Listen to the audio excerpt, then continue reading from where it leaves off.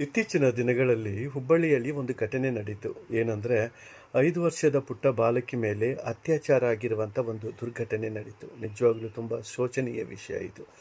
ಆ ಅತ್ಯಾಚಾರ ಮಾಡಿರುವಂಥ ವ್ಯಕ್ತಿಯನ್ನು ಎನ್ಕೌಂಟರ್ ಮಾಡಿ ಸಾಯಿಸಿದರು.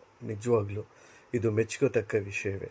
ಬಹಳ ಸಂತೋಷ ಆಯಿತು ಈ ವಿಷಯವನ್ನು ಕೇಳಿ. ಆದರೆ ಈ ಒಂದು ಎನ್ಕೌಂಟರ್ ಆದದ್ದು ಆಗಿರುವಂಥ ವ್ಯಕ್ತಿ ಹಿಂದೆ ಮುಂದೆ ಇಲ್ಲದವನು, ಆಮೇಲೆ ಯಾವ ವಿಧವಾದ ರಾಜಕೀಯವಾಗಿರುವಂಥ ಒಂದು ಇನ್ಫ್ಲುಯೆನ್ಸ್ ಇಲ್ಲದವನು ಆಗಿರುವುದರಿಂದ ಎಲ್ಲರೂ ಮೆಚ್ಕೊಳ್ತಾರೆ.